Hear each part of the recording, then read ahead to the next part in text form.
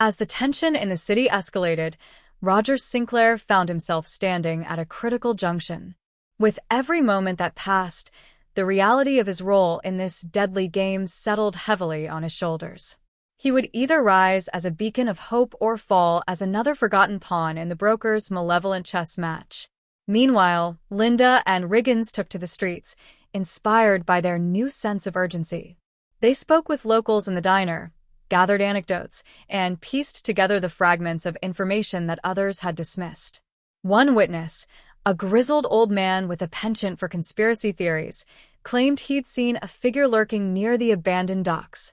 "I tell ya, he wore a mask, and it wasn't just for COVID," the man shouted, waving his hands as if casting a spell of revelation. With newfound determination, Linda exchanged confident glances with Riggins. "Perhaps we're going about this all wrong," she mused. "What if we take the fight to him? Make him come out of the shadows? Are we talking ambush, or just a friendly invitation to coffee?" Riggins quipped, the humor in his voice dripping with ironic charm in contrast to the gravity of the situation. With the FBI still tangled in red tape and precious lead time ticking away, that night became a pivotal moment. They decided to harness the community's growing sense of unrest. Donning disguises, not unlike the broker himself, they rallied a small group of locals eager to reclaim their streets from the faceless fear stalking them. "Let's make some noise," Riggins called out as they prepared for their operation. "We're about to turn this city into a game of hide-and-seek, and if the broker wants to play, he better be ready for a surprise party." His charisma garnered a reluctant round of chuckles from the group, which was just what they needed to bolster morale. Back in his apartment, hidden behind a wall of solitude, Roger struggled. Failure nipped at his heels, but he was a man transformed. He pulled himself together, aware that acting on instinct could be more beneficial than waiting for the right moment. Driven by desperation and a flicker of resolve, Roger began piecing together clues he'd once overlooked, urging him toward the docks, the very spot the old man spoke of.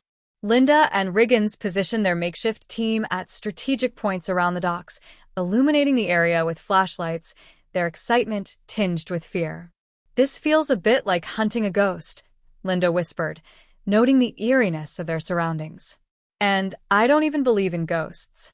"What are you afraid of?" Riggins replied, giving her a reassuring nudge. "At least we know where the exit is."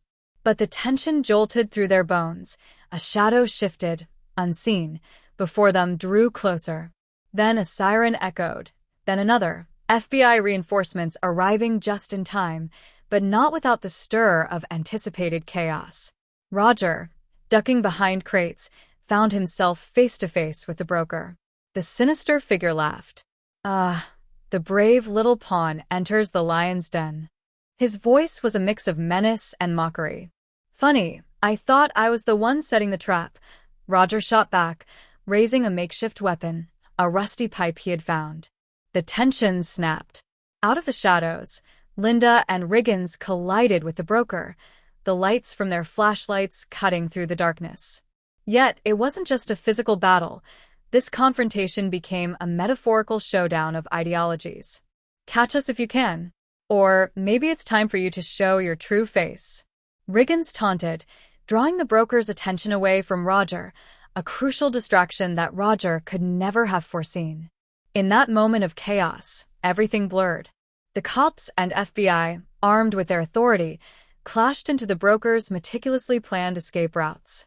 A struggle unfolded, a mix of handcuffs, accusations, struggle, and fight-or-flight decisions that left the community breathless. Hours later, Roger, Linda, and Riggins stood watching as the broker was led away in handcuffs. The community's tension began to unravel, whispers of relief spreading like wildfire. "Can you believe we actually did it?" Riggins laughed, clapping Roger on the back. "I still can't believe I stared down a serial menace," Roger replied, grinning through disbelief.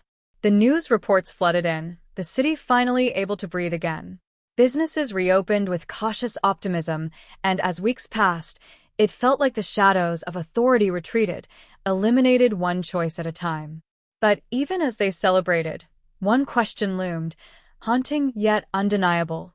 If the broker was caught, Who else might lurk in the shadows, waiting for their opportunity? Lincoln closed the chapter on a thrilling saga with a newfound awareness. Life is built on choices, and every act has its ripple effect. The Faceless Gambit wasn't just Roger's fight against an unseen foe. It was a collective battle against apathy, fear, and the urge to remain faceless ourselves. As we wrap up this chilling tale, remember, the real crime isn't the actions we take against others, but the silence we choose when we could stand up for change. Stay tuned for more riveting stories from true unseen crime, and as always, remember, the truth is terrifying, but it's also the first step towards liberation. See you next time, and don't forget to make the right breakfast choice. And